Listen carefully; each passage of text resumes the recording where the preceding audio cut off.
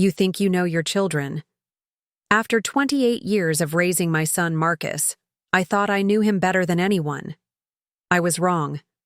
The day I discovered he'd gotten married without telling me wasn't just heartbreaking, it was the beginning of a chess game I never thought I'd have to play with my own flesh and blood. I'd love to know which corner of the globe you're watching from. And if this story speaks to you, make sure to subscribe. Tomorrow's video is one you absolutely can't miss. The morning started like any other Tuesday in October. I was sitting in my home office in Riverside, California, going through property management emails when my phone buzzed with a notification from Facebook. Normally, I barely glance at social media, but something made me open it that day. Maybe it was fate, or maybe it was just bad timing. There it was, staring back at me from my screen, a wedding photo.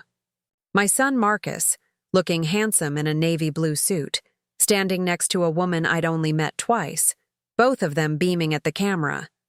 The caption read, "Just married. Thanks to everyone who celebrated with us yesterday. Love you all." I stared at that photo for what felt like hours but was probably only minutes. My hands started shaking, and I had to set the phone down on my desk. Yesterday. They'd gotten married yesterday, and I hadn't even known it was happening.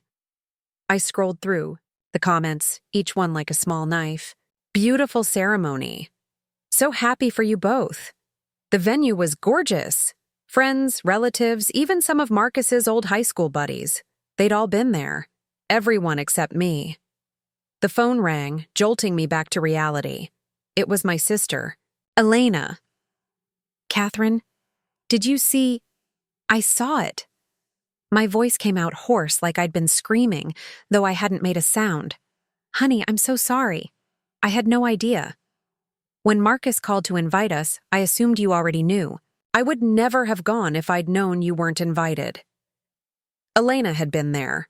My own sister had watched my son get married while I was probably at home watching Netflix, completely oblivious. "What did he say when he called you?" I managed to ask. He said they wanted a small, intimate ceremony. Just close family and a few friends. He mentioned something about wanting to avoid any drama, but I thought he meant with Jessica's family. You know how her parents can be? Jessica. That was her name. Jessica Martinez, the girl Marcus had been dating for 2 years. I'd met her. Exactly twice. Once at a brief coffee meeting that lasted maybe an hour, and once at Marcus's birthday party where she barely spoke to me. Both times, she'd seemed pleasant enough, if a bit distant. I'd chalked it up to nerves. After hanging up with Elena, I sat in my office chair, staring at the wall where I'd hung all of Marcus's childhood photos.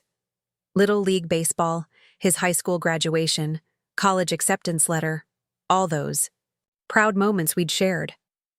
When had everything changed? When had I become the person he needed to avoid to prevent drama? I tried calling him, straight to voicemail. "Hi, you've reached Marcus. Leave a message."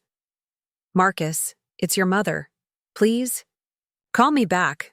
We need to talk." An hour passed. Then 2. I called again, and again it went straight to voicemail. By the 3rd call, I realized he'd probably turned his phone off or blocked my number. That's when the anger started to creep in, mixing with the hurt, until I couldn't tell where one emotion ended and the other began. I spent the rest of the day trying to piece together how this had happened. How had my relationship with my son deteriorated to the point where he felt he couldn't include me in the most important day of his life? I replayed every conversation we'd had over the past few months, looking for clues I might have missed. There had been some tension, sure. Marcus had always been sensitive about what he called my opinions about his life choices. I'd expressed some concerns about Jessica early in their relationship, not because I disliked her, but because I felt like I barely knew her. When they moved in together last year, I'd made some comments about taking things slow. When Marcus mentioned they were looking at houses, I'd suggested they might want to wait until they were more financially stable, but I'd thought these were normal motherly concerns. I'd thought we were just having regular parent-adult-child conversations. I never imagined he saw it as judgment or interference. The next morning, I drove to Marcus's apartment complex. His car wasn't in the parking lot, but I knocked on the door anyway. No answer. I sat in my car for an hour, hoping he'd come home, but eventually gave up. On Thursday, I tried a different approach. I called his workplace. Brennan Marketing Solutions. This is Amanda. Hi, this is Catherine Wells. I'm trying to reach my son, Marcus Wells. Is he available? There was a pause. Hold on, let me check. Another pause. Longer this time. I'm sorry, Mrs. Wells. Marcus he's not available right now. Can I take a message? The way she said it, I knew he was there. I knew he'd told them to say he wasn't available if I called. Just tell him his mother called, I said, trying to keep the bitterness out of my voice. By Friday, I was desperate enough to try Jessica's social media. Her Instagram was public, and I scrolled through photo after photo of their wedding. It had been at some kind of garden venue, with string lights and white flowers everywhere. Jessica looked beautiful in a simple white dress, and Marcus looked happier than I'd seen him in years. In one photo, I could see my brother David and his wife Sarah in the background. In another, there was Marcus's college roommate Jake, whom I'd always liked. Even Mrs. Patterson from next door was there, the woman who used to babysit Marcus when he was little and who still asked about him every time she saw me. Everyone had been invited. Everyone except me. That's when I saw the photo that broke something inside me. It was Jessica and Marcus cutting the cake, but in the background, I could clearly see the house. Not just any house. The house at 1247 Maple Grove Lane. I knew that. House intimately. I'd owned it for the past 3 years. It had been an investment property, one of several I'd acquired through my real estate business. A beautiful craftsman-style home with original hardwood floors, a renovated kitchen, and a backyard perfect for entertaining. I'd been renting it out to a lovely retired couple, the Hendersons, who'd moved to Arizona 6 months ago to be closer to their grandchildren. Since then, the house had been sitting empty while I decided what to do with it. The market was good for selling, but something had made me hold on to it. Now I knew why. Looking at that wedding photo, seeing Marcus and Jessica celebrating at what was clearly their dream venue, I realized they had no idea who owned the property. The wedding had been catered by some upscale company, and I could see from the photos that they'd spared no expense on decorations, flowers, and what looked like a very expensive photographer. I sat back in my chair and laughed. Not a happy laugh, a sharp, bitter sound that surprised even me. My son had gone to elaborate lengths to hide his wedding from me, choosing a venue that happened to be my own property. The irony was so perfect it almost felt scripted. I opened my laptop and pulled up the property management files for 1247 Maple Grove Lane. According to my records, someone named J. Martinez Event Planning had submitted a rental application for a private event on the date of Marcus's wedding. The application had been processed by my property management company, and I'd approved it without really paying attention to the details. Just another rental, another source of income. But now, looking more carefully at the paperwork, I could see Jessica's signature on the rental agreement. She'd paid the full rental fee, plus a substantial security deposit. According to the notes, she'd mentioned it was for a wedding and had provided references from other venues where she'd planned events. Jessica had an event planning business. That was news to me. In the 2 times I'd met her, Marcus had never mentioned what she did for work. I'd assumed she was between jobs or maybe working in retail or something temporary. I spent the next hour researching J. Martinez Event Planning online. Jessica had a professional website with a portfolio of weddings and corporate events she'd organized. Her work looked impressive, elegant, detailed, creative. She clearly had talent and business sense. This discovery added another layer to my confusion and hurt. Not only had Marcus hidden his wedding from me, but I'd never been given the chance to know Jessica as a person, to understand her ambitions and talents. How could I form a fair opinion of someone I'd barely been allowed to meet? The weekend passed in a blur of conflicting emotions. Part of me wanted to call Marcus and confront him about everything. The wedding, the lies, the way he'd shut me out of his life. But another part of me, the part that had been hurt too deeply, wanted something else entirely. I wanted him to understand what it felt like to be kept in the dark about something important. On Monday morning, I called my property management company. Hi, this is Catherine Wells. I need to discuss the recent rental at 1247 Maple Grove Lane. Of course, Mrs. Wells. Was there an issue with the event? The tenants left everything in perfect condition and didn't exceed the security deposit. No issues at all. But I'm curious, do you have contact information for the renter? I'd like to discuss potentially renting the space again. Certainly. The primary contact was Jessica Martinez. I can email you her information. Actually, I was wondering if you could reach out to her directly. I'm thinking about offering her a longer-term rental arrangement for her event planning business. The house would be perfect for intimate weddings and smaller gatherings. Could you contact her and see if she'd be interested in discussing a monthly rental agreement? A lot of love and effort went into bringing this story to life.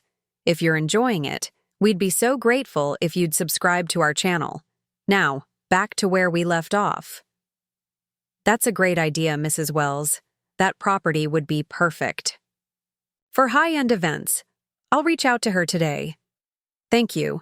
And please don't mention my name specifically. Just say the property owner is interested in working with her company. After I hung up, I sat in my office and wondered what I was doing. Was this revenge? Was I trying to control the situation? Or was I simply creating an opportunity to understand the woman my son had married? The woman I'd been shut out from knowing? Maybe it was all three. That afternoon, my property manager called back. Great news, Mrs. Wells. Jessica Martinez is very interested in a monthly rental arrangement. She said the venue would be perfect for her business, and she's looking to expand her operations.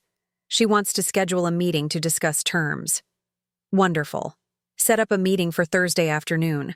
I'll handle the negotiations personally. Should I tell her who she'll be meeting with?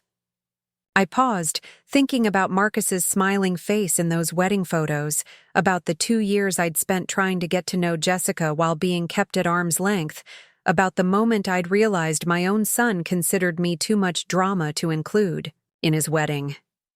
No, I said finally. Let's keep it a surprise. Thursday arrived with an unseasonably warm October afternoon. I'd spent the morning getting ready for my meeting with Jessica, though I wasn't entirely sure what I hoped to accomplish. I'd chosen a professional but approachable outfit. Navy blazer, white blouse, dark jeans. The kind of thing I'd wear to meet a potential business partner, which technically I was. The house at 1247 Maple Grove Lane looked even more beautiful in the afternoon sunlight. The autumn leaves were just starting to turn, and the front garden still held traces of the elaborate floral arrangements from the wedding. Someone had cleaned up well, but a few white rose petals were scattered along the walkway, remnants of what must have been a magical day.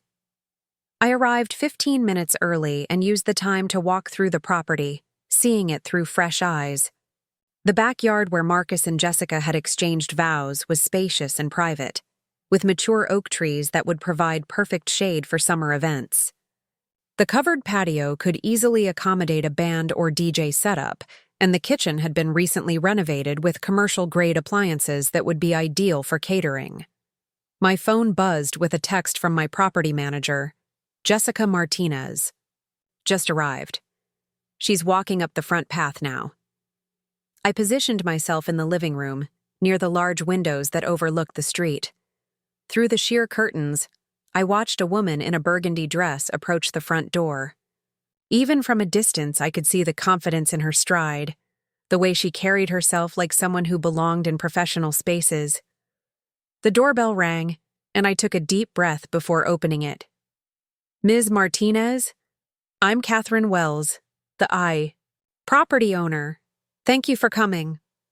Jessica's smile was warm and genuine, though I caught a flicker of something in her eyes. Surprise, maybe? Recognition? But she extended her hand professionally. Mrs. Wells, it's so nice to meet you. Thank you for considering me for this opportunity. Your property is absolutely stunning. Up close, Jessica was even prettier than in the wedding photos. She had thick, dark hair pulled back in a low bun, and she wore minimal makeup that enhanced rather than hid her natural features. But what struck me most was her poise. This wasn't the quiet, almost shy woman I'd met briefly at Marcus's birthday party. This was someone completely in her element. Please, come in. I thought we could tour the space while we talk about your needs. As we walked through the house, Jessica transformed before my eyes.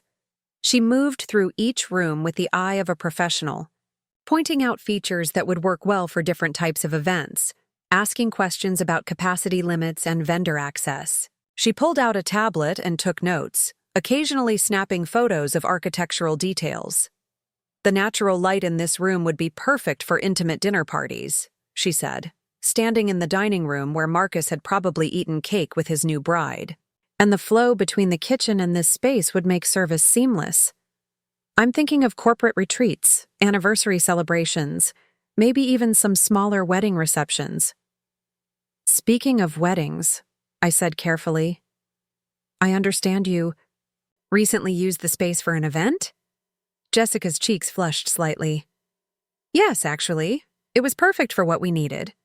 The backyard ceremony space was exactly what we were looking for, and the indoor space worked beautifully for the reception. Everyone kept commenting on how lovely the venue was. It was your wedding, wasn't it? The question hung in the air between us.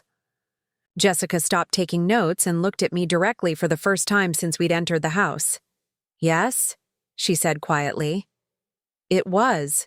How did you? Property owners tend to pay attention to what happens on their properties, I said, trying to keep my voice neutral. Especially when it's something as special as a wedding. Jessica nodded slowly. I hope that's not an issue. Everything was handled through proper channels, and we made sure to leave everything exactly as we found it. Actually, we probably left it cleaner than we found it. No issues at all. In fact, I was impressed by how well everything was managed. You clearly know what you're doing.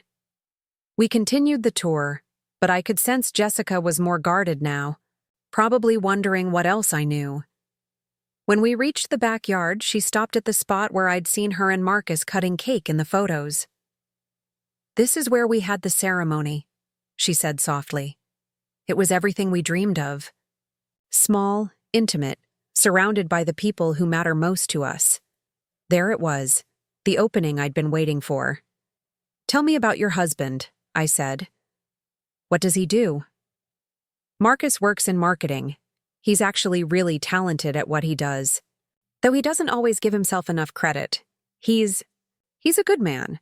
Patient, kind, funny when he lets himself be. Jessica's face lit up as she talked about him. He's been incredibly supportive of my business, even when I was just starting out and barely making any money. That's wonderful. It sounds like you two make a good team. We do. Though I have to admit, planning our own wedding was stressful. Marcus wanted to keep it small to avoid any family drama, which I understood, but it meant making some difficult decisions about the guest list. Family drama. There it was. That must have been hard, I said. Weddings can bring out complicated emotions in families. Jessica sighed. Marcus has a complicated relationship with his mother. I've only met her a couple of times, and she seemed nice enough, but Marcus gets really anxious whenever her name comes up. He says she has strong opinions about his life, choices, and isn't shy about sharing them. I felt like I'd been slapped. Strong opinions? Isn't shy about sharing them? Is that really how Marcus saw me? Have you tried to get to know her better? I asked, though part of me wasn't sure I wanted to hear the answer.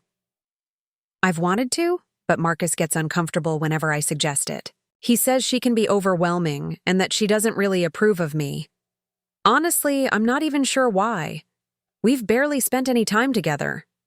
This was surreal. Standing in my own backyard, listening to my daughter-in-law talk about me like I was some kind of overbearing monster. The worst part was that Jessica seemed genuinely sad about the situation. Maybe she's just protective of her son, I suggested. Some mothers struggle with letting go when their children get married. Maybe, but Marcus says she's been critical of our relationship from the beginning.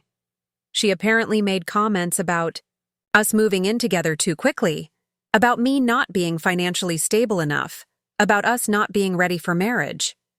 It's hard to build a relationship with someone when you feel like they're constantly judging you.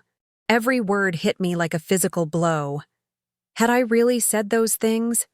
Had I really come across as critical and judgmental? I tried to remember our conversations, but suddenly everything felt muddled and uncertain. What if she didn't mean it that way? I asked. What if she was just trying to look out for her son and it came out wrong? Jessica considered this. I suppose that's possible. But the damage is kind of done now, isn't it? Marcus has built up this wall between us and his mother, and I don't know how to break it down. Especially after we didn't invite her to the wedding. You didn't want to invite her? I wanted to invite her, Jessica said firmly. I thought we should.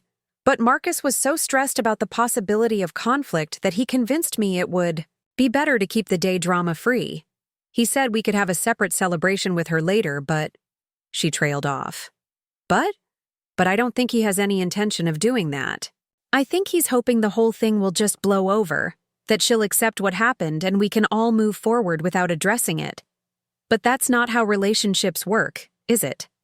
I was quiet for a long moment, processing everything Jessica had told me. My son saw me as critical and overbearing. My daughter-in-law wanted to build a relationship with me but felt blocked by Marcus's anxiety. And they'd excluded me from their wedding not out of malice, but out of fear. What would you do? I asked. If you were in her position? Jessica looked surprised by the question. The mother's position? I don't know. I guess I'd want to understand why my son felt the need to shut me out. I'd want to know what I'd done wrong so I could fix it. But I'd also be really hurt. Weddings are supposed to be about bringing families together, not tearing them apart. We finished the tour in relative silence, both of us lost in our own thoughts. When we returned to the living room, Jessica sat down across from me and pulled out a folder with rental proposals and contract templates. Before we talk business, she said, "Can I ask you something?" I nodded. Do you have children? The question caught me off guard. I have a son. Are you close with him? I thought about how to answer that. A week ago, I would have said yes without hesitation. Now, I wasn't sure I knew Marcus at all. I thought we were, I said honestly. But recently I've learned that he sees our relationship very differently than I do. Jessica nodded knowingly. That's the hardest part about becoming an adult, isn't it? Realizing that your parents are just people, with their own flaws and blind spots, and realizing that they might not know you as well as they think they do. Is that how you feel about your own parents? Sometimes.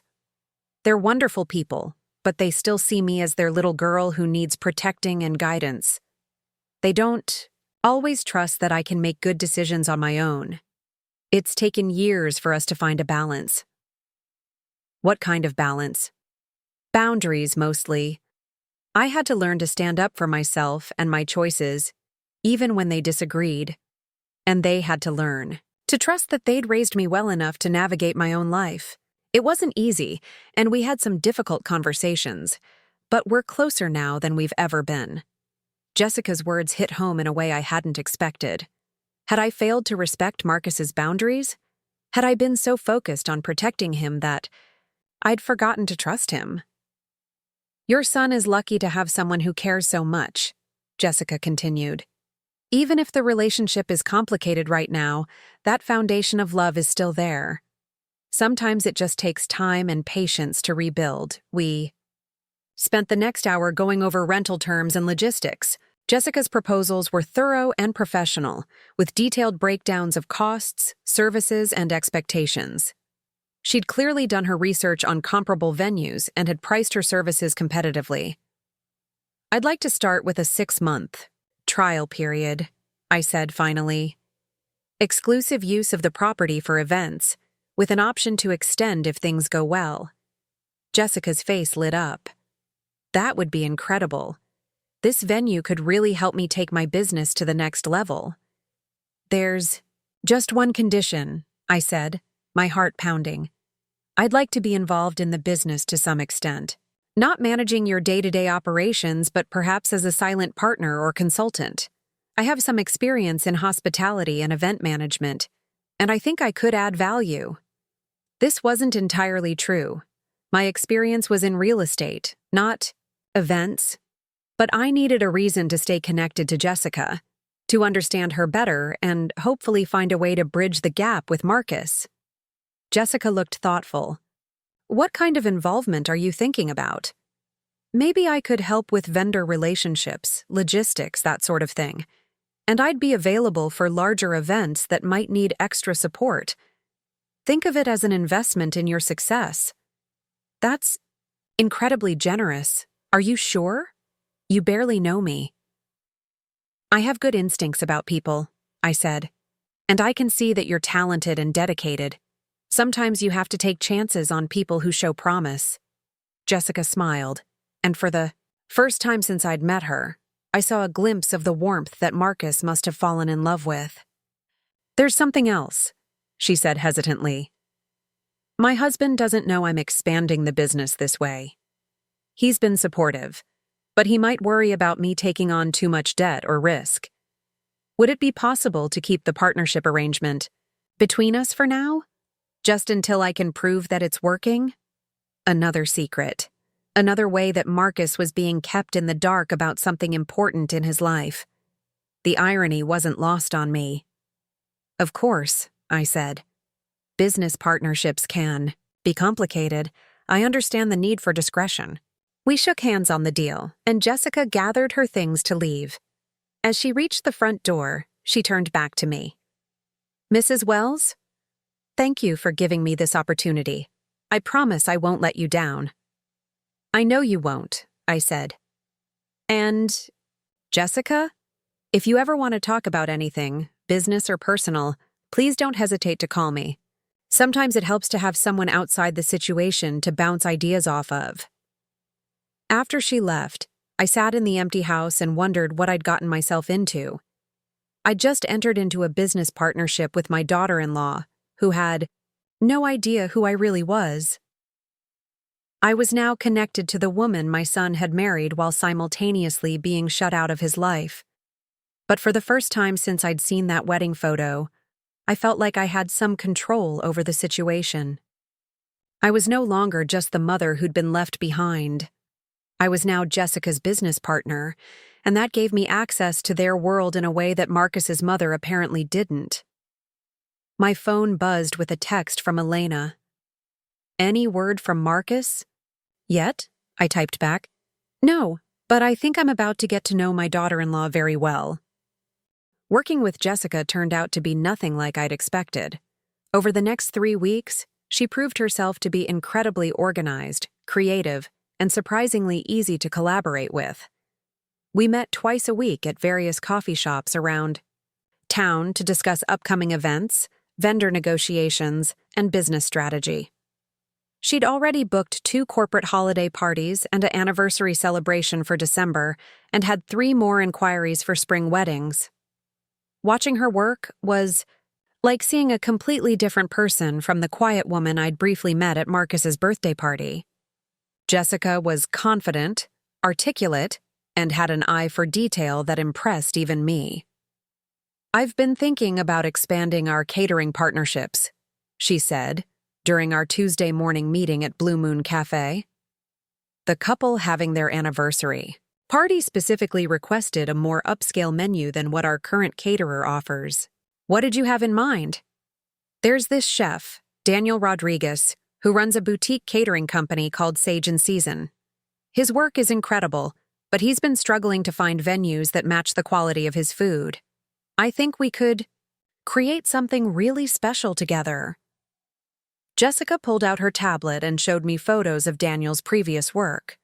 The presentations were stunning. Restaurant-quality plating with creative flavor combinations that went far beyond typical wedding fare. This looks amazing, I admitted. Have you reached out to him? I wanted to run it by you first. His rates are higher than what we've been charging, which means we'd need to position ourselves as a premium venue. That might mean fewer bookings, initially, but higher profit margins. I was impressed by her business acumen. She understood that growth sometimes meant taking calculated risks and positioning yourself in a higher market segment. Let's set up a meeting with him. If his food is as good as it looks, I think it's worth exploring. Jessica beamed. Really? You're not worried about the financial risk? Good businesses grow by taking smart risks, and from what I can see, you have excellent judgment. As we wrapped up our meeting, Jessica's phone buzzed with a text. Her expression shifted slightly as she read it. Everything okay? I asked.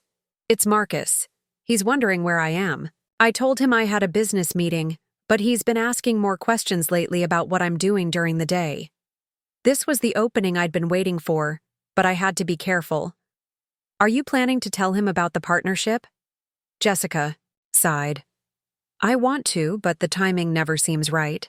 He's been stressed about work lately, and I don't want to add to his worries. Plus, he still gets anxious when I talk about expanding the business too quickly. Why do you think that is? Marcus has always been cautious about money. His family went through some financial struggles when he was younger, and it made him very risk-averse. He supports my business, but he worries about me taking on too much debt or overextending myself. This was news to me. What financial struggles was she talking about? Marcus's father had left when Marcus was 12, but I'd worked hard to make sure we never went without. I'd built my real estate business specifically to provide stability for us. What kind of financial struggles? I asked, trying to sound casual. He doesn't talk about it much, but I get the impression that his mom struggled for a while after his parents divorced. He mentions having to move apartments a few times, and something about his mom working multiple jobs to make ends meet. It clearly affected him more than he likes to admit. I sat back in my chair, stunned. Marcus remembered our post-divorce years as a time of struggle and instability. Yes, I'd worked hard. Sometimes 60 hours a week between my real estate job and freelance property management. Yes, we'd moved twice in those first few years as I built my business and could afford better places. But I'd never thought of us as struggling. I'd thought of it as building something better. Maybe his perspective on that time is different from his mother's, I suggested carefully. Probably. But it explains why he gets nervous when I talk about taking business risks. He's seen how quickly financial security can disappear. Our conversation was interrupted by Jessica's phone ringing. She glanced at the screen and smiled. Sorry, it's Marcus. I should take this. Hey, babe, she answered, her voice immediately warmer. Yeah, I'm just finishing up my meeting. No? Just going over some venue logistics for next month's events. I could hear Marcus's voice through the phone, though I couldn't make out the words. Dinner sounds great. Should I pick something up on the way home, or do you want to cook? Jessica laughed at something he said. Okay, but I'm not eating your experimental pasta again. Last time you nearly burned down the kitchen. The easy affection between them was obvious, even through a brief phone call. Whatever problems Marcus and I had, he'd clearly found happiness with Jessica. Sorry about that, Jessica said after hanging up. He's attempting to make dinner tonight. I should probably get home before he sets off the smoke alarm again. He likes to cook? He's enthusiastic about it, which is more than I can say for his actual skill level. But it's sweet that he tries. Jessica gathered her things. Actually, he's been talking about wanting to have people over for dinner more often. He says our place is too small for entertaining, but he misses having friends over like he used to in college. An idea began forming in my mind. A dangerous idea, but one I couldn't shake. You know, I said slowly, the house would be perfect for dinner parties. If you ever wanted to host something there when we don't have events booked, you're welcome to use it. Jessica's eyes lit up. Really? That's incredibly generous. Marcus would love that. He's been talking about wanting to host Thanksgiving this year, but our apartment barely fits the two of us. Thanksgiving would be perfect. The dining room seats 12 comfortably, and the kitchen is fully equipped for large meals. I'll talk to Marcus about it. Though knowing him, he'll probably insist on doing all the cooking himself and stress himself out completely. What about his family? Will they be joining you? Jessica's expression grew more guarded. Just us and some friends, probably. Marcus doesn't really talk to his mom anymore, and she's his only family here in California. It's actually kind of sad, especially during holidays. Have you ever suggested that he reach out to her? A few times, but he gets upset when I bring it up. He says she'll just criticize our life choices and make everything about herself. I think he's built up this narrative in his head where she's the villain, and he's not ready to challenge that yet. This conversation was becoming increasingly surreal. Marcus saw me as someone who would make Thanksgiving about myself, someone who would criticize their life choices. When had I become this person in his mind? What if she's changed? I asked. What if she's learned from past mistakes? Jessica looked at me curiously. You seem very interested in Marcus's family situation. Do you have experience with this kind of thing? I realized I'd been pushing too hard. I'm sorry, I don't mean to pry. I guess I just think family relationships are important, and it seems sad when they're broken over misunderstandings. You're not wrong, Jessica said softly. I think about it sometimes, what it would be like to have a mother-in-law, my own. Parents love Marcus, and I can see how much it means to him to feel accepted by them. I wish he had that kind of support from his own mother. Maybe he does, and he just doesn't realize it. Jessica gathered her purse and stood up. Maybe, but some bridges are harder to rebuild than others, you know? After she left, I sat in the coffee shop for another hour, replaying our conversation. The picture Jessica painted of Marcus's childhood was so different from my own memories. I'd thought I was providing stability and security, working hard to build a better life for us. Marcus apparently remembered it as a time of instability and struggle. Jessica's voice became more distant. Okay, you're on. Marcus? This is Catherine Wells, Jessica's business partner. I understand you're having an oven emergency. Ms. Wells, I'm so sorry Jessica bothered you with this. We'll figure something else out. Please don't apologize. I'm actually excited about the possibility of hosting. I love Thanksgiving, but I rarely get to celebrate with a big group anymore. If you're willing to let me provide the venue, I'd be honored to be part of your celebration. But we'd be completely disrupting your day. You'd be making my day. There's nothing I'd enjoy more than a house full of people enjoying good food and good company. This was both completely true and a complete manipulation. I did love hosting, and I would genuinely enjoy having people in the house. But my primary motivation was getting to spend Thanksgiving with my son, even if he didn't know who I was. I don't know, Marcus said uncertainly. It feels like such an imposition. Marcus? Jessica's voice was clearer now, probably closer to the phone. We don't have any other options, and Catherine is being incredibly generous. Where is the house? Marcus asked. 1247 Maple Grove Lane. It's the venue where Jessica has been planning some of her events. Wait, Marcus said slowly.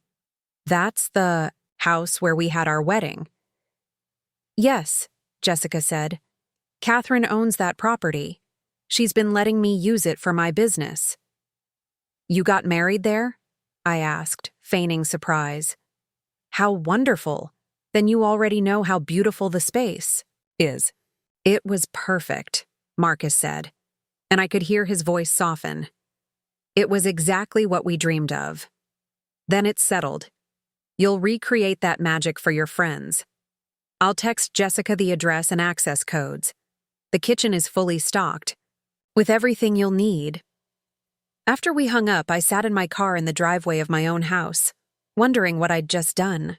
In 3 hours, Marcus was going to be cooking Thanksgiving dinner in my kitchen, serving his friends in my dining room, and creating memories in the same space where he'd gotten married without telling me. I spent the afternoon preparing.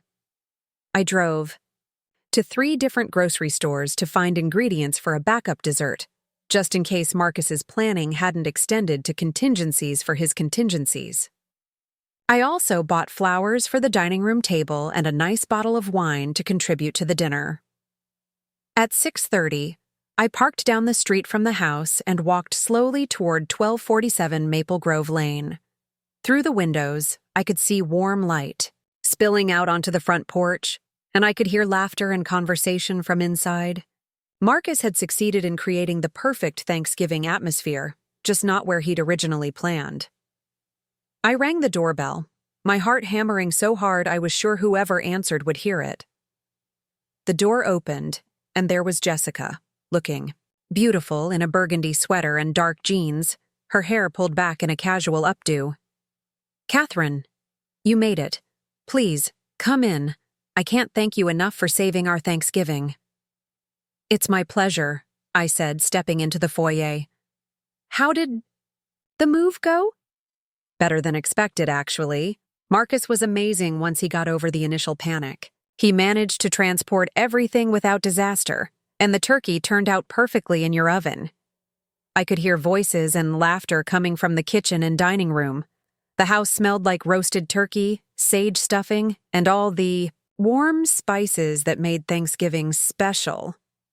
"Come meet everyone," Jessica said, leading me toward the sounds of celebration.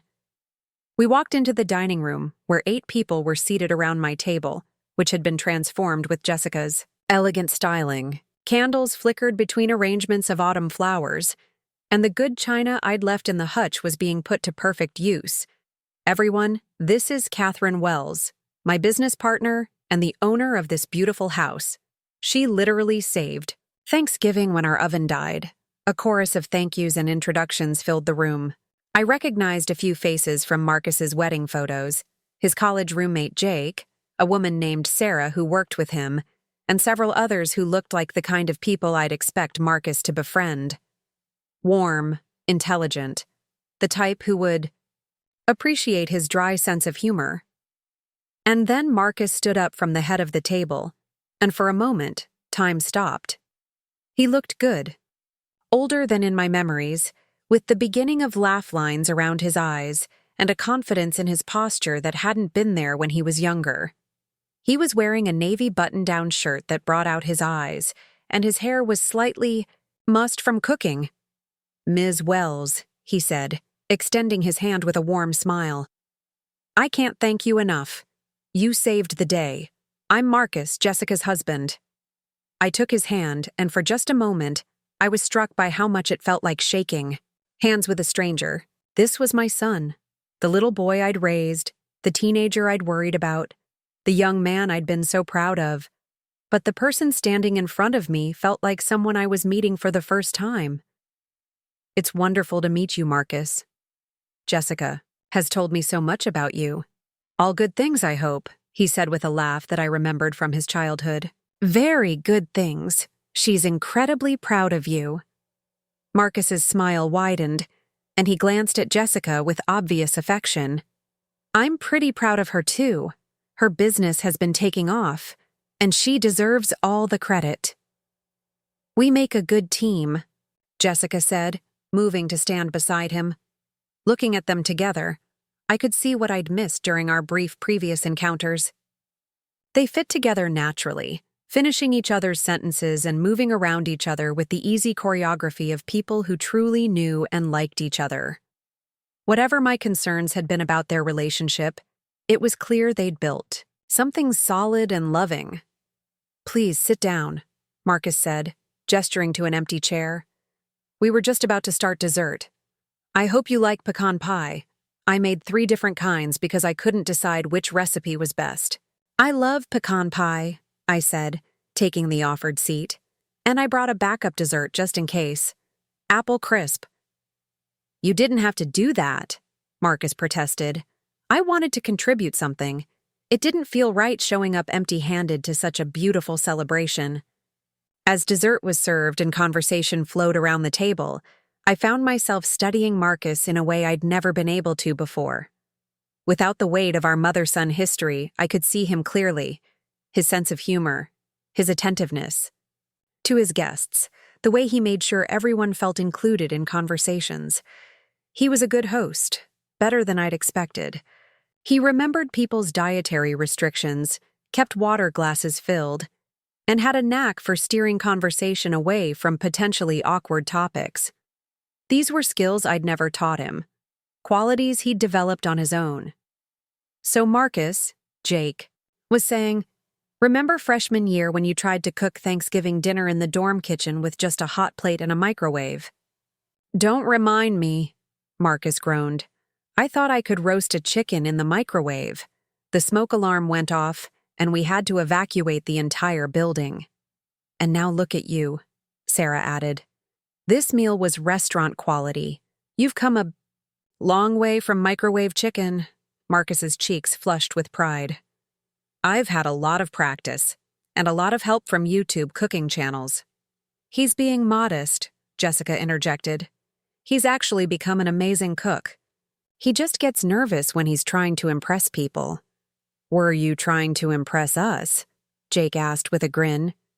"Maybe a little," Marcus admitted. "I wanted everyone to see that Jess and I could host a proper adult dinner party, that we'd figured out how to be grown-ups." There it was, the need to prove himself that Jessica had mentioned. But to prove himself to whom?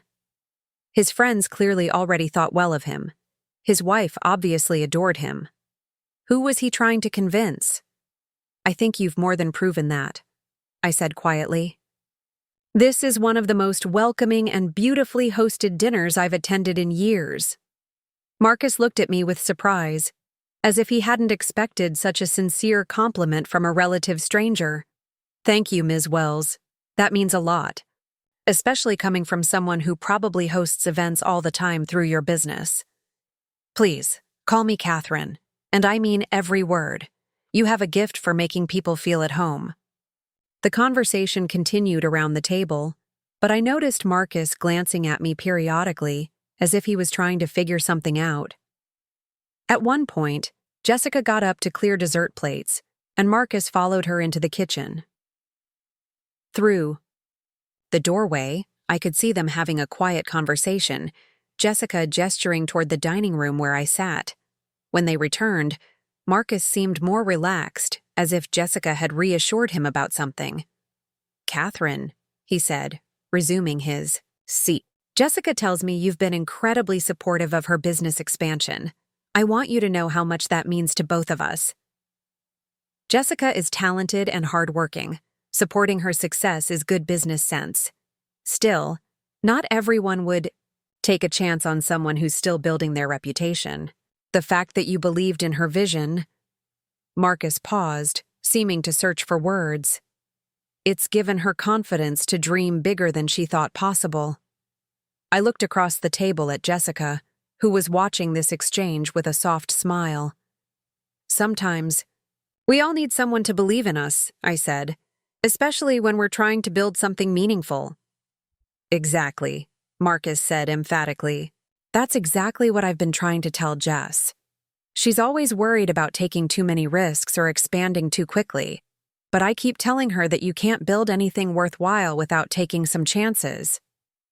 "You sound like you speak from experience," I observed.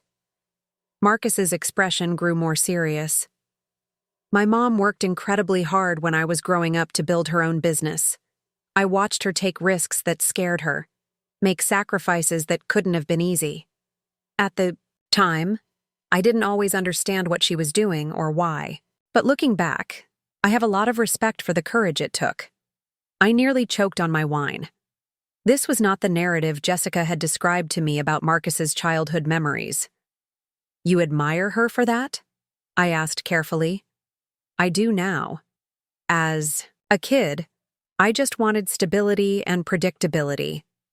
I wanted her to be available when I needed her, to make decisions that felt safe. But now that I'm an adult trying to build my own life, I understand that sometimes you have to choose between safety and progress. She chose progress, and it paid off for both of us in the long run. I sat there, stunned by this completely different version of Marcus's feelings about our past. According to Jessica, Marcus remembered his childhood as unstable and saw me as someone who'd made poor financial decisions. But here he was, talking about respecting my courage and understanding my sacrifices. "Does she know how you feel?" I asked. Marcus's expression grew complicated. "We don't really talk anymore. We had some disagreements about my life choices, and things got strained between us. I probably could have handled it better, but once a pattern gets established, it's hard to break." "What kind of disagreements?" "Nothing dramatic, really. Just typical mother-son stuff. She had opinions about my relationship with Jessica, about our timeline for getting married, about financial decisions we were making. Normal parent concerns. But I felt like she didn't trust my judgment or respect my independence. This was closer to what Jessica had described, but still not quite the same. Marcus wasn't describing me as overbearing or critical. He was describing a normal family conflict that had gotten out of hand. "Maybe she was just trying to look out for you," I suggested. "Maybe. Probably. But at some point, you have to let your kids make their own mistakes, you know? I felt like she couldn't see me as an adult capable of making good decisions." "And now?" Marcus was quiet for a moment, twirling his wine glass between his fingers. "Now I think we were both probably right and both probably wrong. She was right to be concerned about some things, and I was right to want independence to make my own choices. But instead of finding a middle ground, we both dug in and stopped really listening to each other." "It's not too late to fix that," I said softly. "Maybe not. But it would require both of us to admit we made mistakes, and I'm not sure either of us is ready for that level of vulnerability." The conversation was interrupted by Jake asking Marcus about his job. And the moment passed. But I sat there for the rest of the evening, processing what I'd learned. Marcus didn't hate me. He wasn't traumatized by his childhood or resentful of my parenting. He was a grown man who'd had a normal conflict with his mother and hadn't figured out how to resolve it. The narrative I'd constructed in my head, that I'd been a terrible mother who'd driven away her son, wasn't accurate, but neither was the narrative Marcus had constructed, that I couldn't see him as a capable adult. We'd both been operating from incomplete information, making assumptions about each other's motivations without actually communicating. As the evening wound down and guests began to leave, I found myself alone in the kitchen with Marcus while Jessica walked the last few people to their cars. "Thank you again for everything," he said, loading dishes into the dishwasher. "This turned out to be one of the best Thanksgivings I've ever had." "It was my pleasure. You really did an amazing job hosting." "I was terrified," he admitted with a laugh. "Jessica kept telling me to relax, but I wanted everything to be perfect. I guess I wanted to prove that we could create the kind of warm, welcoming home that I remember from when I was a kid." "You succeeded," I said.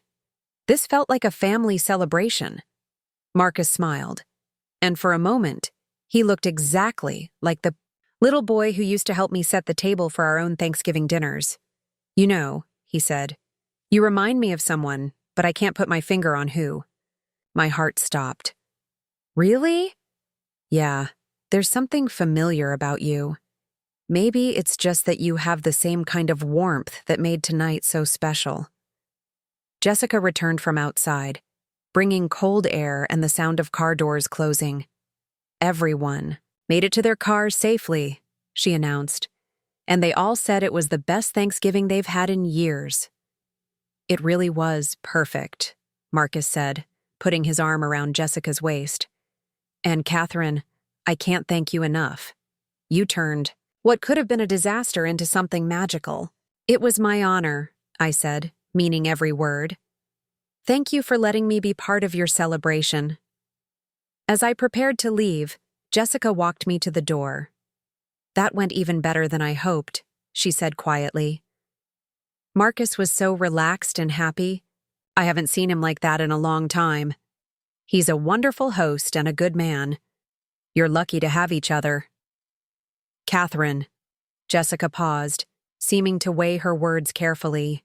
I know this might sound strange, but Marcus seemed more himself tonight than he usually does. Like he didn't have to worry about living up to anyone's expectations. What do you mean? I think sometimes he puts pressure on himself to be perfect because he's afraid of disappointing people. But tonight, he was just Marcus. Funny, thoughtful, genuine. It was beautiful to see. As I drove home, I realized that Jessica had given me an incredible gift. She'd shown me who my son really was when he wasn't trying to manage our complicated relationship. And what I'd seen was someone I was genuinely proud of, not just as a mother, but as a person who'd had the privilege of witnessing his kindness and capability.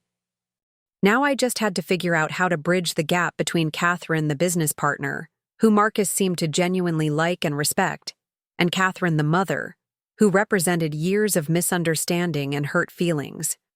The answer, I suspected, was going to require the same kind of courage that Marcus had credited me with having all those years ago when I was building my business.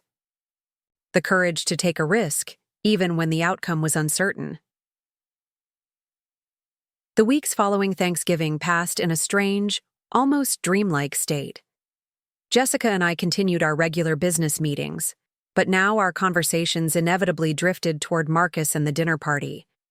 She'd share little details about his reaction to meeting me, how he'd mentioned several times what a classy lady I was, and how he'd started talking about hosting more gatherings at the house.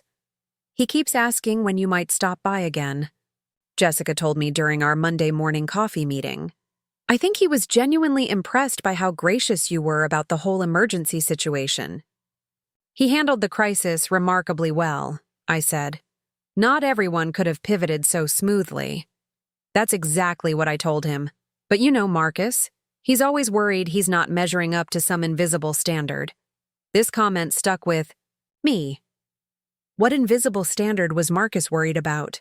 Who was he trying to impress? Our business was thriving. We'd booked a New Year's Eve party for a tech startup, 2 wedding receptions for the spring, and were in talks with a local corporation about using the space for quarterly retreats. Jessica's partnership with Daniel Rodriguez, the chef from Sage and Season, had elevated our catering offerings to the point where we could charge premium rates.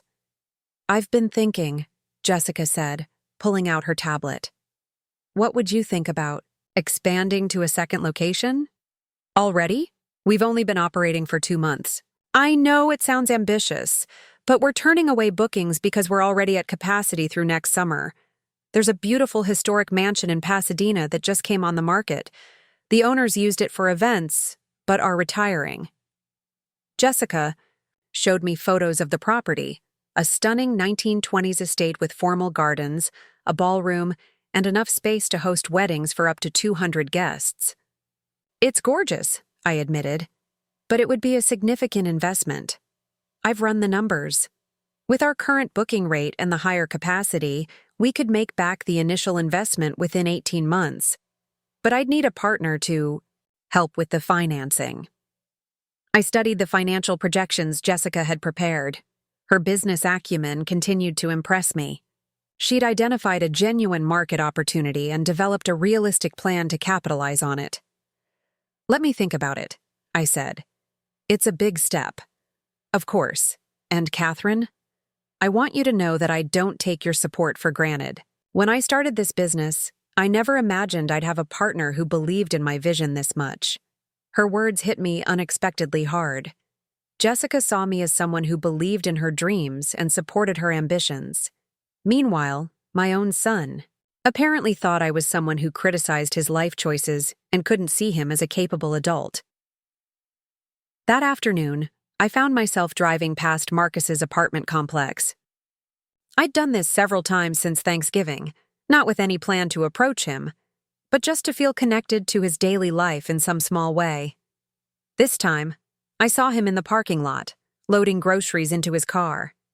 He looked tired but content, humming something under his breath as he organized bags in his trunk. It was such an ordinary moment, but watching him live his life, a life I wasn't part of, felt both heartbreaking and strangely comforting. My phone buzzed with a text from Elena. How are things going with the mysterious business partnership situation? I'd told Elena about working with Jessica, though I'd been vague about the details. She knew I was somehow involved in Marcus's life again, but not the full extent of my deception. It's complicated, I texted back. But good, I think. Want to talk about it over dinner this week? Not yet. Still figuring things out. That evening, Jessica called me at home. Catherine, I have a strange request. Marcus wants to invite you to dinner at our apartment this Friday. Nothing fancy, just the three of us. He says he'd like to thank you properly for saving Thanksgiving. My hands started shaking. That's very thoughtful, but he doesn't need to. No, but he's been talking about it for days. He really connected with you that night, and I think he'd enjoy getting to know you better. Would you be free around 7? I stared at my reflection in the dark window, wondering how much deeper I could dig this hole before it collapsed on all of us. I'd be honored, I heard myself say. Wonderful. Fair warning, though. Marcus is planning to cook, which means he'll probably call me 3 times during the day to ask if he's seasoning things correctly. After we hung up, I sat in my living room and tried to figure out what I was doing. I was about to have dinner with my son and daughter-in-law, with Marcus. Having no idea who I really was, it was becoming increasingly clear that this deception couldn't continue indefinitely, but I had no idea how to end it without destroying whatever relationships I'd managed to build. Friday arrived with December rain and my nerves in complete tatters. I'd changed clothes 4 times, settling finally on a black sweater and dark jeans, something that looked put together but not overly formal. I'd also bought a bottle of wine and spent far too much time in the flower shop selecting an arrangement that would look thoughtful but not excessive. Marcus and Jessica's apartment was in a converted craftsman house with hardwood floors and built-in bookshelves that gave it character despite its small size. Marcus opened the door wearing an apron over his dress shirt, looking both nervous and excited. Catherine, come in, come in. Thank you so much for coming. The apartment smelled amazing, garlic, herbs, and something that might have been cocoa. Vin. Marcus had clearly spent considerable time and effort preparing for this dinner. These are for you, I said, offering the flowers. They're beautiful, thank you. Jessica's just finishing getting ready. Can I get you some wine? I opened a bottle to let it breathe, though I'm not entirely sure what that means, or if I did it. Right? I'm sure it's perfect, I said, accepting a glass of red wine that was, indeed, perfectly fine. The apartment was small but thoughtfully decorated.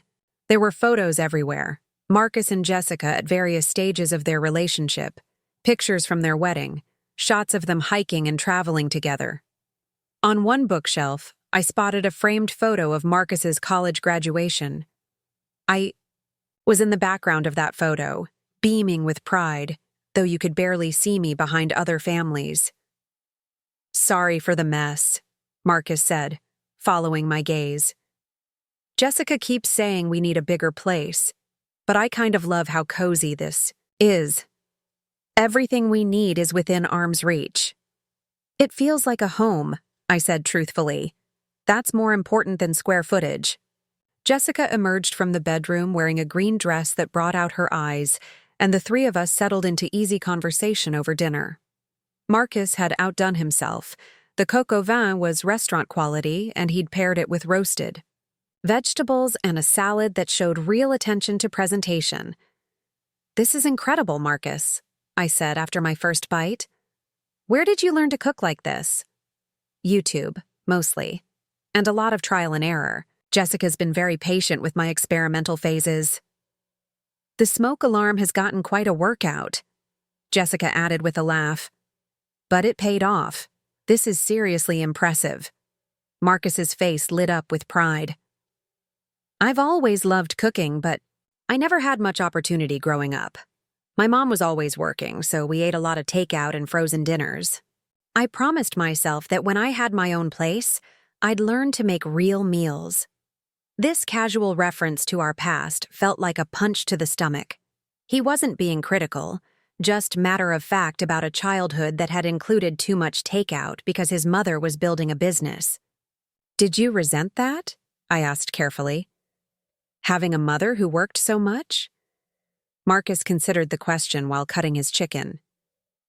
I used to think I did. When I was younger, I wanted her to be more available, more present for everyday stuff. But as I've gotten older, I've realized that she was doing what she had to do to build something stable for us. You've mentioned her before. It sounds like you have complicated feelings about your relationship. I do. Marcus set down his fork and reached for his wine glass. I love her, and I respect what she accomplished. But we had some conflicts when I started making my own adult decisions, and neither of us handled it very well. What kind of conflicts? Jessica asked. I realized this might be the first time Marcus had talked about this so openly with her. Nothing dramatic. She had opinions about my life choices, my job, my relationship with Jessica, our timeline for getting married. Normal parent stuff, really.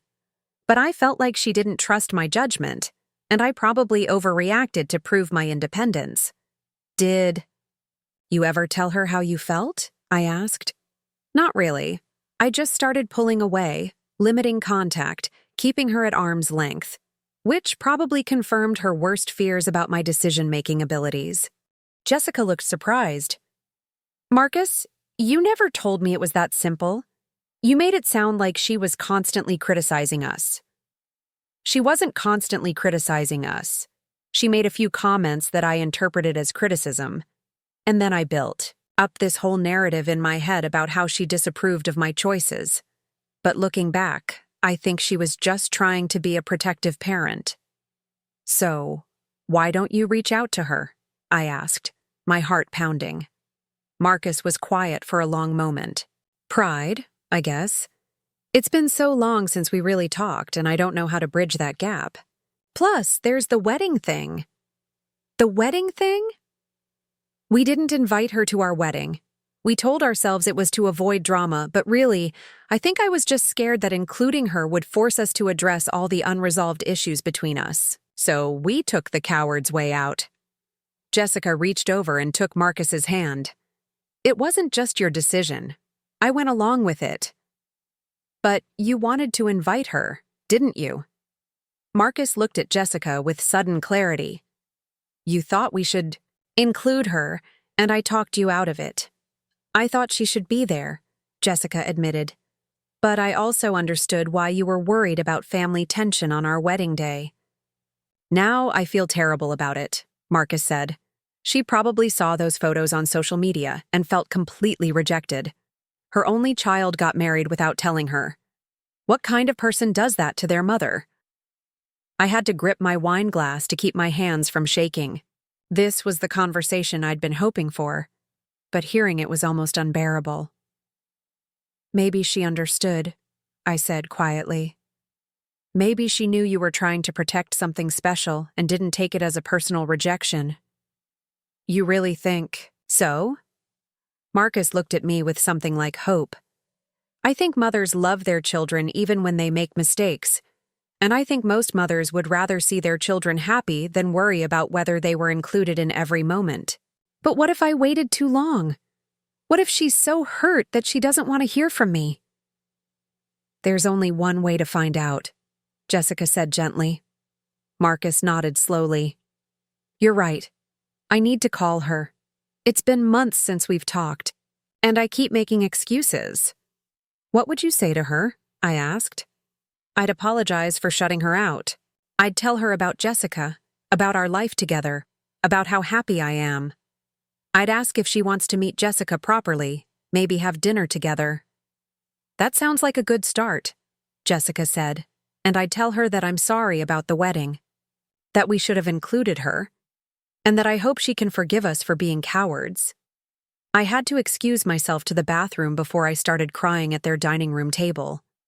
Standing in their small bathroom, looking at myself in the mirror, I realized I was at a crossroads. Marcus was ready to rebuild our relationship. He wanted to introduce Jessica to his mother properly, to have the conversations we should have had months ago, but he wanted to do these things with his mother, not with Catherine, the business partner. I could continue this deception indefinitely, maintaining my relationship with Jessica and my new friendship with Marcus as separate entities. Or I could tell them the truth and risk losing everything I'd built with both of them. When I returned to the table, Marcus was showing Jessica something on his phone. "I was just showing Jess some old photos of my mom," he said, holding up the screen. "This is from my high school graduation." I recognized the photo immediately. We were standing in front of the school, both of us grinning, my arm around his shoulders. "She looks lovely," I said, though my voice sounded strange to my own ears. "She is lovely. That's what makes this whole situation so frustrating. She's not some terrible person I need to avoid. She's just my mom, and I miss her." Jessica looked at the photo more closely. "Marcus, doesn't she look a little like Catherine?" Marcus finished.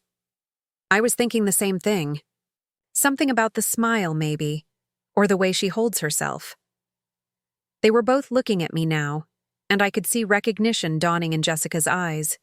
She'd spent enough time with me over the past few months to notice the resemblance to a photo of Marcus's mother. "Actually," Jessica said slowly, "Catherine, can I ask you something personal?" "Of course. Do you have children?" The question hung in the air between us. I could lie, deflect, change the subject, or I could finally tell them the truth. "I have a son," I said quietly. "How old is he?" Marcus asked. 28. Marcus and Jessica exchanged a look. The same age as Marcus. "What's his name?" Jessica's voice was barely above a whisper. I looked at Marcus, this wonderful man I'd raised, who was sitting across from me talking about missing his mother while having no idea she was right there. "His name is Marcus," I said. The silence that followed was deafening. Marcus stared at me, his face cycling through confusion, recognition, and shock. Jessica's hand went to her mouth. "Mom?" Marcus's voice cracked on the word. "Hello, sweetheart," I said, tears finally spilling over. "I've missed you so much." The silence stretched on for what felt like hours but was probably only seconds. Marcus stared at me with wide eyes, his face pale, while Jessica looked back and forth between us as if trying to solve a puzzle that was rearranging itself before her eyes. "You're—" Marcus started, then stopped, shaking his head. "You're my mother." "Yes." "And you're Jessica's business partner." "Yes." "And you own the house where we got married." "Yes." Marcus pushed back from the table and stood up abruptly, running, his hands through his hair. "This is insane. This is completely insane. How long have you known? How long have you been—" "What? Spying on us?" "Marcus," Jessica said quietly, reaching toward him, but he stepped away from her touch. "Did you know?" he asked Jessica, his voice sharp with betrayal. "Did you know who she was?" "No, I had no idea. I swear to you I had no idea," Marcus began, pacing their small living room, his movements agitated and jerky. "This explains everything. The business partnership, the house rental, Thanksgiving, tonight. It was all manipulation. You've been playing some kind of elaborate game with our lives." "That's not how it started," I said, standing up as well. "Marcus, please, let me explain." "Explain what?" "How you've been lying to us for months? How you infiltrated my marriage by pretending to be someone else?" "I found out about your wedding through Facebook. You got married at my property without knowing I owned it. I was hurt and confused, and when Jessica reached out about renting the space again, I saw an opportunity to understand what had happened between us. So you decided to deceive my wife, to trick her into trusting you?" "I wanted to know her. You kept us apart for 2 years, Marcus." I'd met Jessica twice, for maybe 3 hours total. How was I supposed to form a relationship with the woman you married when you wouldn't let us spend any time together? Marcus stopped pacing and turned to face me. So this is my fault? I'm the reason you felt justified in lying to us? That's not what I'm saying. That's exactly what you're saying. You're making this about how I didn't give you enough access to my life, so you decided to take it by deception. Jessica, who had been sitting silently during this exchange, finally spoke up. Marcus, stop. Just stop and listen to her.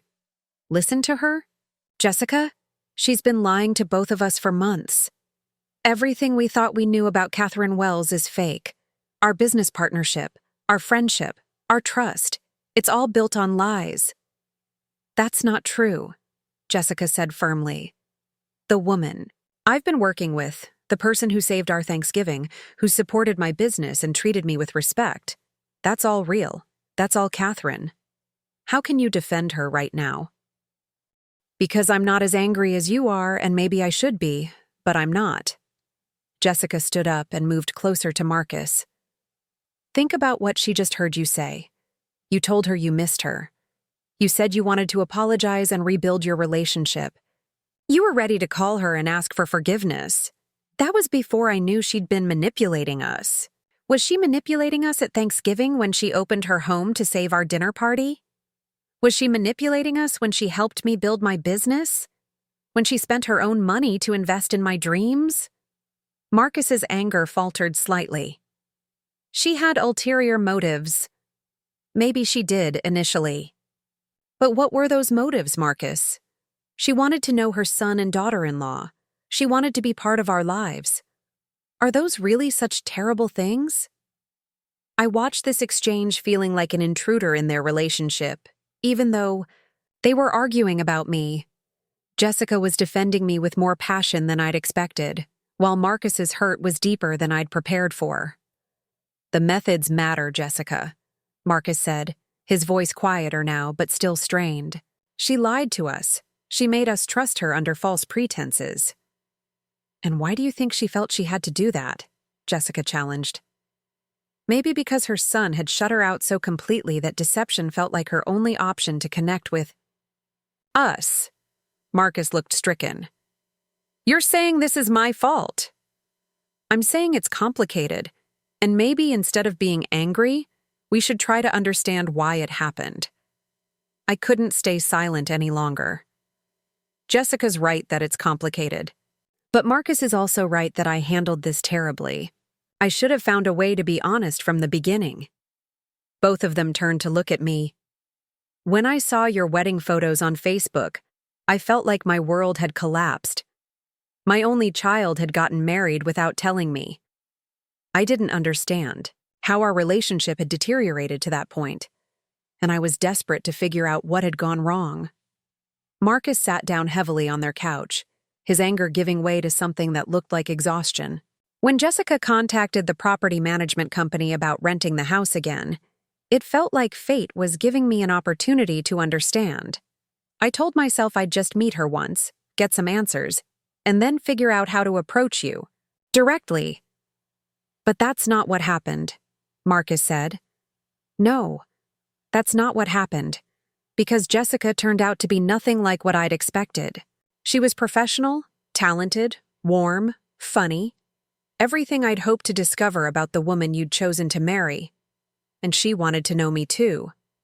She talked about wishing she had a mother-in-law, about feeling sad that you'd shut me out of your life. Jessica's eyes filled with tears. I did say that. So I kept meeting with her, telling myself I was just trying to understand the situation. But really, I was falling in love with my daughter-in-law and trying to find a way to be part of your lives without forcing a confrontation that might drive you further away. But you were going to have to tell us eventually, Marcus said. This couldn't go on forever. I know, and I was terrified about how to do it, especially after Thanksgiving, when I realized that you don't actually hate me the way I thought you did. Marcus looked up sharply.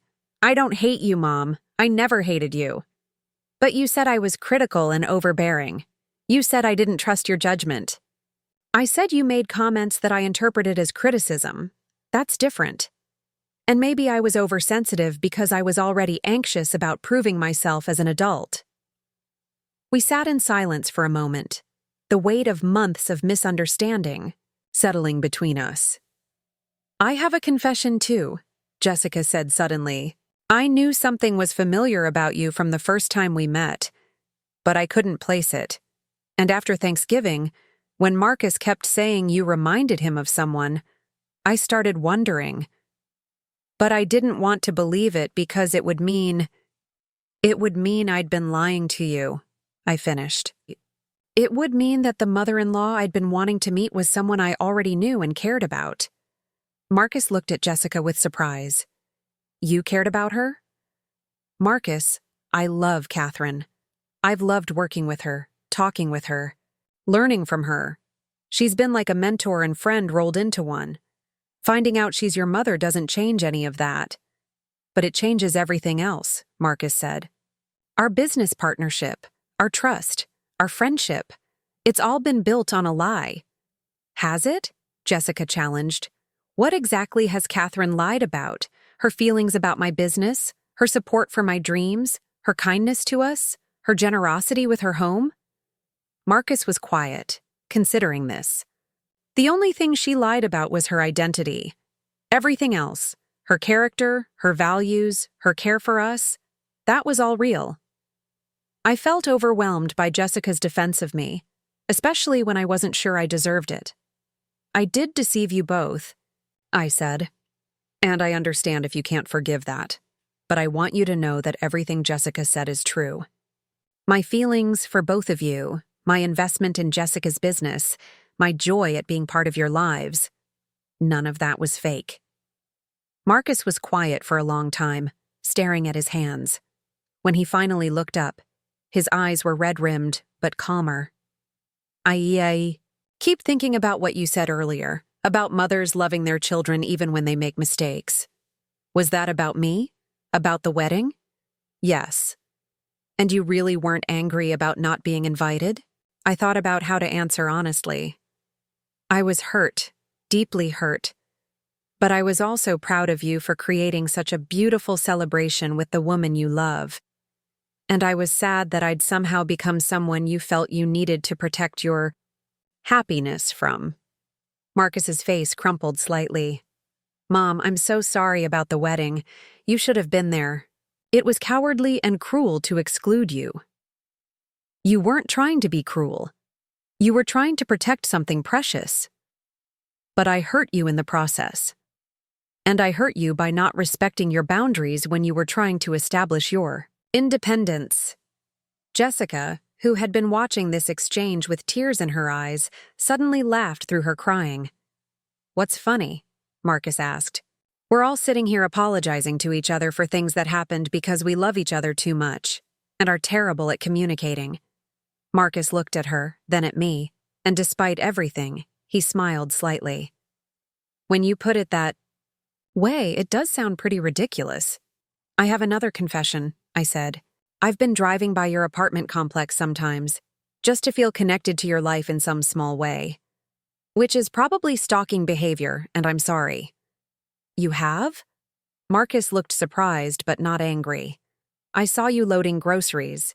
One day, you were humming and looked so content, and I was happy that you were happy, even though I wasn't part of it. Mom, Marcus said softly. And for the first time since my identity had been revealed, he sounded like my son again instead of an angry stranger. I know I handled this all wrong, I continued. I should have just called you after I saw the wedding photos. I should have been honest from the first moment I met with Jessica. I should have trusted that you both cared enough about me to work through the complications. We do care about you, Jessica said. Both of us. Marcus nodded slowly. I do care about you, Mom. I never stopped caring about you. I just didn't know how to fix what felt broken between us. Maybe it wasn't as broken as we thought, I suggested. Maybe we just needed to have some honest conversations. Like this one? Like this one. Marcus stood up and walked over to where I was sitting. For a moment, I thought he might ask me to leave, but instead he held out his arms. "Come here, Mom." I stood up and hugged my son for the first time in over a year. He was taller than me now, solid and warm, and he smelled like the cologne I'd bought him for Christmas years ago. "I missed you so much," I whispered against his shoulder. "I missed you too." When we separated, Jessica was crying openly. "I'm sorry," she said, wiping her eyes. I've been wanting this to happen for so long." "Really?" Marcus asked. "Really? I've been hoping you'd work things out with your mother since the day I met you. You light up when you talk about your childhood, about the things she taught you, about how proud you are of what she built. But then you'd get this sad, distant look when you remembered that you weren't talking anymore." Marcus looked at me. "I am proud of what you built, Mom. I know I didn't always show it, but watching you create your business from nothing was incredible. It taught me that I could build something meaningful too." "It did." "Of course it did. Where do you think I learned to take risks and work hard for what I want?" I started crying again, overwhelmed by this different version of how Marcus saw our past. "And Jessica," I said, turning to my daughter-in-law, "I owe you an enormous apology. You trusted me, and I took advantage of that trust. I understand if you can't forgive me." "Catherine," Jessica said, using the name she'd known me by for months. "Can I call you Mom?" The question caught me completely off guard. You want to call me Mom?" "I've wanted a mother-in-law for 2 years. And now I find out that the woman I've been working with and learning from and caring about is exactly that. So yes, I'd like to call you Mom, if that's okay with you." I would love that more than anything. Jessica came over and hugged me, and suddenly I was embracing both my son and daughter-in-law, feeling more complete than I had in years. "So, what happens now?" Marcus asked when we'd all composed ourselves. "With the business? With us? With everything?" "Well," Jessica said, "I still need a business partner, and Catherine is still the best partner I could ask for. If she's willing to keep working with someone who now calls her Mom." "And I still owe you both a proper introduction," I said. "Maybe we could have dinner again soon? At my house this time, where I can cook for you without any deception involved." "I'd like that," Marcus said. "But I have one condition." "What's that?" "Next time we're planning something big, like expanding the business or buying a house or having kids, we all talk about it together, as a family. No more secrets, no more shutting each other out." "Deal," Jessica and I said simultaneously. Marcus laughed. "You two are going to gang up on me constantly, aren't you?" "Absolutely," Jessica said. "It's going to be great." 6 months. Later, I stood in the backyard of the Pasadena mansion we'd purchased as our second venue location, watching Jessica direct the setup for a wedding reception. She moved with the confidence of someone who'd found her calling, issuing instructions to caterers and florists with the kind of authority that comes from experience and success. Marcus appeared beside me, carrying 2 cups of coffee. "She's amazing," he said, watching his wife work. "She really is. You chose well." "We both did," he said, bumping my shoulder affectionately. "Mom, can I ask you something?" "Always." "Do you ever regret how everything happened? The whole deception thing?" I thought about his question seriously. "I regret the deception itself. I wish I'd been braver and more honest from the beginning. But I don't regret the outcome. I have my son back. I have a daughter-in-law I adore. And I'm part of a family again. Even though it all started with us hiding our wedding from you, especially because it started that way. If you hadn't hidden your wedding from me, I never would have discovered what an incredible woman you married. I never would have learned that you don't actually resent your childhood or think I'm a terrible mother. And we never would have had the honest conversations we needed to have." Marcus smiled. "So you're saying our dysfunction led to something functional?" I'm saying that sometimes the messiest paths lead to the most beautiful destinations. That's very philosophical, Mom. I'm a very wise woman. Ask your wife. Marcus laughed and put his arm around my shoulders. I love you, Mom. I love you too, sweetheart.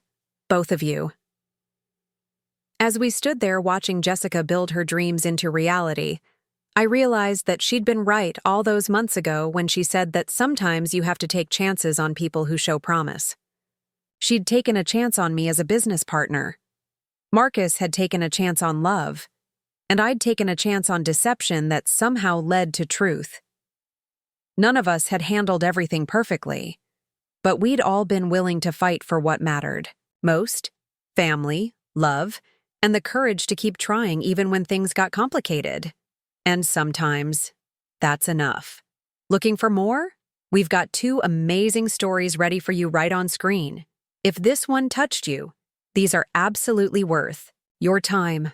Click to watch them now. And hey, subscribe and hit that bell to never miss our latest uploads.